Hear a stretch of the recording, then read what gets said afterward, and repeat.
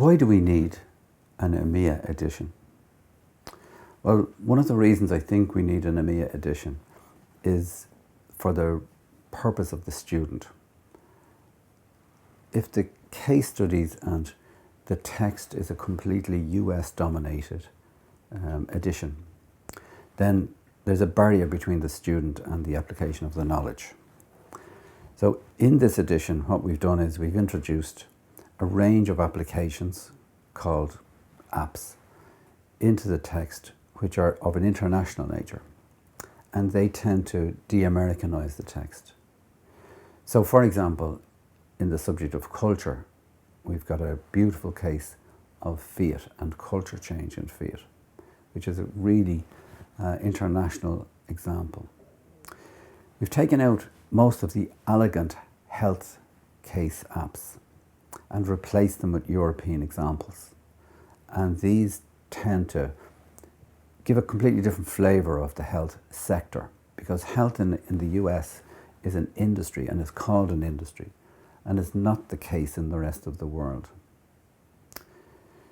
There's a North African case study called Kareem, which is a ride sharing, ride hailing example. Really good example of OD in an interesting organisation, and gives a completely different flavour. And then other case studies which have been introduced, such as an integrative case study of United Drug, which is a European-wide organisation which talks about change and OD in that organisation in a case of leadership. So in general, a real attempt has been made mainly through the apps to change the flavour of the book and to make it a much more international text.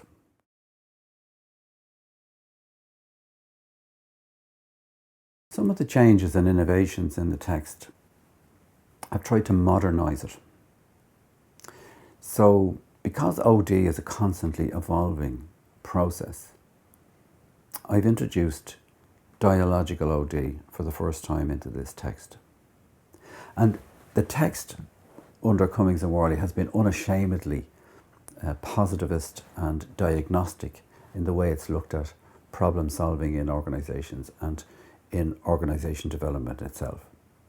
But in the last 10 years or so, there has been a development of dialogical OD, which is a different family and much more discursive type of OD. So I've included this in different parts of the text to modernise it and to upgrade it so that it's a much more friendly to the modern reader. It doesn't change the nature of the book, which is a really strong classical OD diagnostic text, but it makes the reader aware that there are new developments in OD, and they need to be reckoned with and they need to be recognised. And also in the area of organisational structure.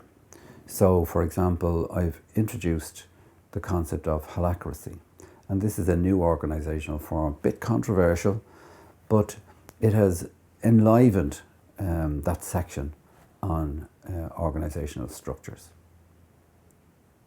Also, there have been changes in relation to appraisal. So the HR side of this text, appraisal has changed, management by objectives have changed, the way in which we're conducting that monitoring of performance. And I've tried to recognise the fact that these things have changed and we've moved on in certain areas there. In the area of talent management, the old idea of careers as ladders has also changed. And I've modernised it with an app in terms of the way we're looking at careers nowadays. So careers as rivers, that kind of motif or icon or metaphor for careers, and the way modern careers are very different to the way careers were in the past. So there are other things like examples of self-managing teams, and there is a recognition of Athena Swan, which has come into the university sector, mainly in the UK and Anglophonic countries, as a means of measuring how equal these organisations are, and as an enhancement of diversity. And OD is recognising that, and these influences or these changes in the text have modernised it in a meaningful way.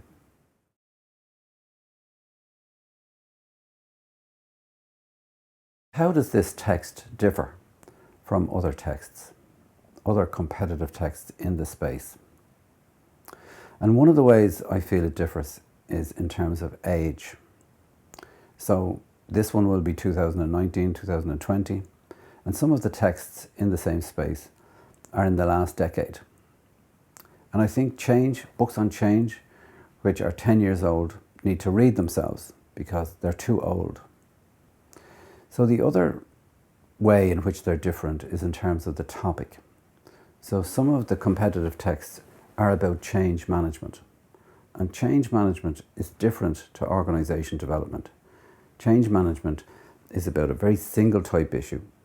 It's about usually top down. It tends to be not system wide. Organisation development is about helping the organisation to become what it could be and what it should be. And it's system wide. And it differs from change management. So we're talking about a different book. The other difference in this book is in the depth and the breadth of it. So in this, size does matter because you'll see that the Cummings and Worley Donovan text is actually much larger because it's covering a broader range of topics. And this is a significant difference in all the text. The other critical difference for this edition is that it's not a US edition, it's an international